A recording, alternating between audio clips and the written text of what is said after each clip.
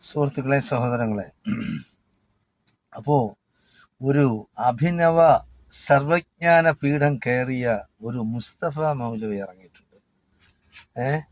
കുറച്ച് സത്യങ്ങളും കുറച്ച് കള്ളങ്ങളും സ്വന്തമായി കുറെ കഥകളുമൊക്കെ ഉണ്ടാക്കി, അതായത് ചുരുക്കി പറഞ്ഞാൽ വിഷം മധുരത്തിൽ മുക്കി അത് വർണ്ണക്കടലാസിൽ പൊതിഞ്ഞ് അവതരിപ്പിക്കുകയാണ്. ഖുർആന്റെ ചില ആയത്തുകളും സൂറത്തുകളും ഒക്കെ എടുത്ത് അത് കറക്റ്റിന് അർത്ഥം പറയുകയും അതിന് സ്വന്തമായ വ്യാഖ്യാനം കൊടുക്കുകയും ചെയ്യുകയാണ്. അതായത് എത്രയോ വർഷങ്ങളായി, നൂറ്റാണ്ടുകളായി, 1450 വർഷങ്ങൾക്ക് മുമ്പ് അവതരിച്ച ഖുർആന് പുതിയ ഒരു മാനം നൽകുകയാണ് നമ്മുടെ മുസ്തഫ മൗലവി. അതായത് ഈ മൗലവിമാര്, പല മൗലവിമാരും ഇവിടെ ഉണ്ട്. പണ്ടൊരു ചേകന്നൂർ മൗലവി ഉണ്ടായിരുന്നു. അവനൊക്കെ എന്ന് പറയുന്നത് ഇസ്ലാമിനെ നശിപ്പിക്കാൻ വേണ്ടി, ഇസ്ലാമില് ഉണ്ടായിരുന്ന നിയമങ്ങളായിരുന്നാലും ശരി, ഇസ്ലാമിക പ്രാർത്ഥന, പിന്നെ ഏത് രീതിയിൽ എത്ര നേരമാണ് നമസ്കാരം ഉണ്ടായിരുന്നത്, അതിനെയെല്ലാം മാറ്റിമറിക്കാൻ വേണ്ടി പല കാര്യങ്ങളും, അതായത് ചിലത് നമുക്ക് തോന്നും അത് സത്യമുണ്ടോ, ശരിയാണല്ലോ ഇത്, ഇത്രയും നാൾ ആരും പറഞ്ഞില്ല. പുതിയതായിട്ടൊരു പണ്ഡിതൻ, അതായത് ഒന്നെന്ന് പറയുന്നത് ഖുർആൻ അറബി ഭാഷയിലാണ്. പിന്നെ ഈ ഖുർആൻ അവതരിച്ചത് എവിടെയാണ്? മക്കയിലും മദീനയിലുമാണ്.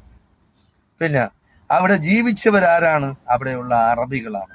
അപ്പോ ഈ അറബിക്ക് അറിയാവുന്നതിൽ കൂടുതലായിട്ട് പുതിയ കഥ, അതായത് കേരളത്തിലെ ഏതെങ്കിലും ഒരു ഓണംകേറ മൂലയിലുള്ള ഈ മുസ്തഫ മൗലവി എന്ന് പറയുന്ന യവന്റെയൊക്കെ എന്ന് പറയുന്നത് വേറൊന്നും അല്ല, താല്പര്യം ബിസിനസ് ആണ്.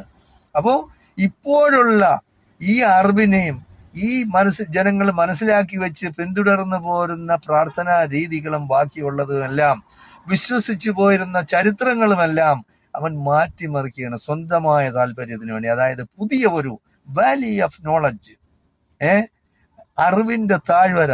എന്താണ് അറിവിന്റെ താഴ്വര? താഴ്വരയിൽ എന്ന് പറയുന്നത് ജലമുണ്ടാവുന്ന സ്ഥലങ്ങളാണ് താഴ്വര. ഏതെങ്കിലും മലയുടെ അടിവാരം.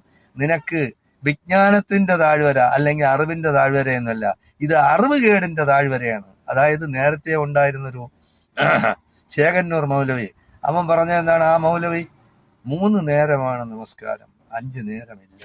അതാണ് ഖുർആനിൽ പറഞ്ഞിട്ടുണ്ട്. അത് ഖുർആൻ പഠിക്കാത്തതിന്റെ കുഴപ്പമാണ്. ഖുർആൻ പഠിക്കണം. അല്ലെങ്കിൽ മുഹമ്മദ് നബി സല്ലല്ലാഹു അലൈഹി വസല്ലം തങ്ങൾ എവിടെയാണ് ജീവിച്ചത്, എവിടെയാണ് ജനിച്ചത്, എവിടെയാണ് വളർന്നത്, എവിടെയായിരുന്നു അദ്ദേഹത്തിന്റെ പ്രവർത്തന സ്ഥലങ്ങൾ എവിടെയായിരുന്നു, അവിടെ ഉണ്ടായിരുന്ന ആരൊക്കെയാണ്, സഹാബാക്കൾ ആരല്ല,